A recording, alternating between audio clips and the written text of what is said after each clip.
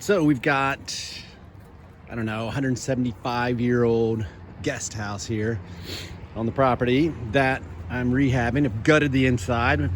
Quite a few videos on the channel about the various things we found and done to get this gutted. It's really neat when you're digging into decades and decades of construction work on an old place, just what you find, especially one that's built next to really beautiful stone home, and also is built on a limestone cliff. There's a cliff that runs all the way around here and actually curves around behind that little greenhouse and all the way around to the barn, and then goes down the face of that barn. So the barn is a cliff barn, and this guest house right here is a cliff wall guest house, I guess you'd say.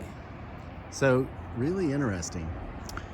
The front plate, and I'm not going to use the right terms here because I'm not really I'm certainly not a contractor or very much of a carpenter, but the front plate is pretty much rotted out. It was very, very well rotted, as you can kind of see here, and I went through and busted it out. It sat on top of this stone foundation base, kind of like you'd expect with a normal house. This base is a couple courses of laid stone, you can see, and then that stone is fit into, and I'll show you on the inside, it's fit into a limestone cliff wall. So these floor joists are sitting on the wall. You can see how they're cut to fit over top of a beam that was sitting on this foundation for years and years and years. But it's muddy, it's wet. I actually dug a lot of this out last summer. It was all kind of gotten to the place where it was flowing the wrong direction and water was kind of leaning back in this direction. Terrible, terrible. So I've gotten that redone. I have a ditch started. We're gonna put a French drain in. I'll show you that as we go. But anyway, the plate ended up rotting.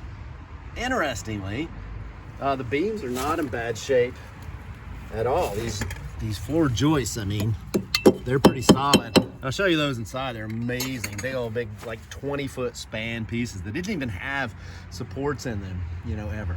Those are in decent shape. So I'm not taking the whole house down, but I do want to replace this plate and get some pieces up under these floor joists and tucked in here, and just get this whole front area reset for the next, whatever it is, 100 years if we can. So I've got a plan, but before I go through the plan, I want to go inside and show you the inside of it. So 1 second here. All right, I'm back. This is the back side of the guest house, and a cool little stone staircase that curves up into a back door here into the floor that we were staring into from the outside. So it's right over here. So we were just staring at the foundation in here from the front yard. There it is, we can see through. You can see how the stone courses are stacked onto the limestone cliff itself. So it's sort of built in, and it runs the whole length of the building over this frightening hole that goes down 2 stories into a spring. But here's the cliff. So this is pretty much stone all down the side, up to the top corner. This side is pretty good. There's a little air gap there from where the wall touches the stone. I have to fix that too. But here's the missing plate. Just rotted out over the years. The water from the township comes in through the cliff here. I'm just coming out of a super cold spell. So I sprayed a little spray foam to try to keep that water running while this was all opened up, because this whole floor is just kind of open. There's some bad windows here, no door opening up to the first floor, so it's all very, very cold.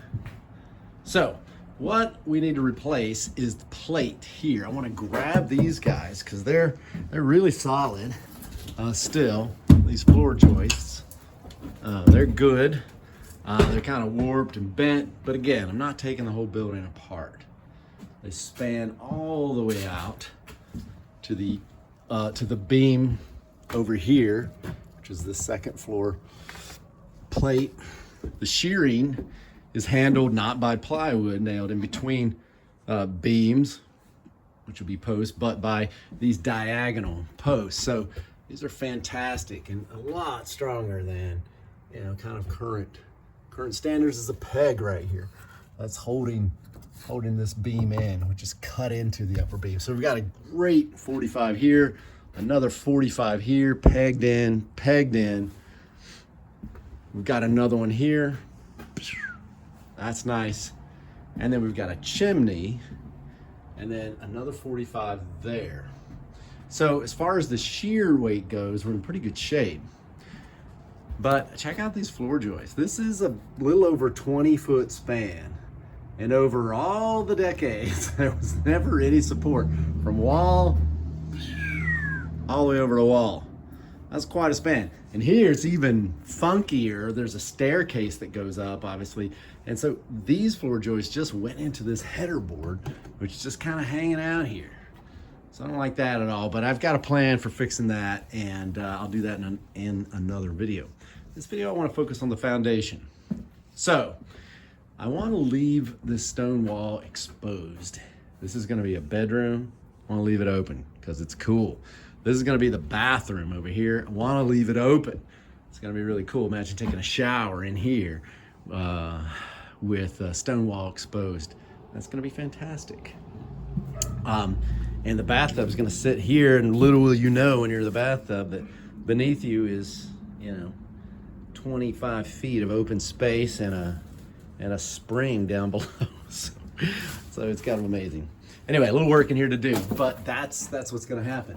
So right now, this is what I want to do. I want to put down a piece of treated 1x decking board. I'm going to lay underneath this, and then on top of that, I'm going to put a 4x6 treated piece and cut it to fit. Just kind of scribe it in a bespoke manner into each of these floor joists all the way across, thereby creating something solid for the upper portion of the house, the upper plate, I guess you call it, for the house the walls are sitting on right here. That's just kind of floating, hitting this floor joist where it does, but not really directly on the stone like you'd want it. So I want to make that connection. I want to goop that in with some good silicone to create airtight, watertight, and then on that outside, I'm gonna tar it like you would. I'll dig down, tar it like you would a new cinder block build, and then do some flashing out there, push the dirt back up against it. So that'll give us a good airtight, relatively airtight seal with treated lumber that should last for a very long time, very, very long time. This other plate lasted, you know, over 150 years, and it wasn't treated. And then we'll have to deal with this inside. I'm thinking about a soffit maybe in here to kind of bridge the gap, but again, that'll be another video. All right, so that's what it looks like on the inside. So hopefully you can get a good sense of the project from this. So I'm gonna go back out up top there and show you the lumber I have for replacing this, and then we'll get started. And back up top, you can see that again with that inside perspective in view. Now you can see the old beam that was here. Here's a bit of it that is still really solid. It didn't come out. Got the pickaxe, the sawzall, hammer, and all that.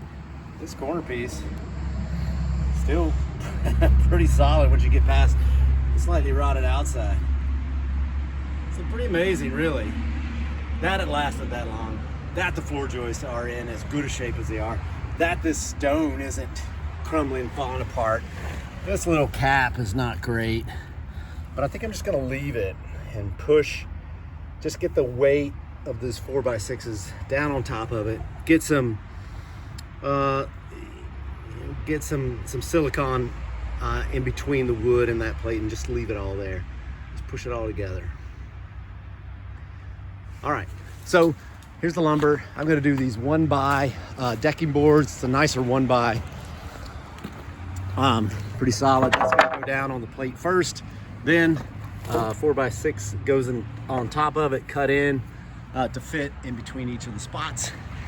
And that should give us a renewed plate for this house. Make it all solid, make it airtight and watertight. Then we can get out here in front of this drip line from the edge of the house, get our French drain in, get piping for the downspouts in the ground as well. And we're gonna run those around and into the spring, actually. All right, it's enough for now. Check back in when we get this all cut in.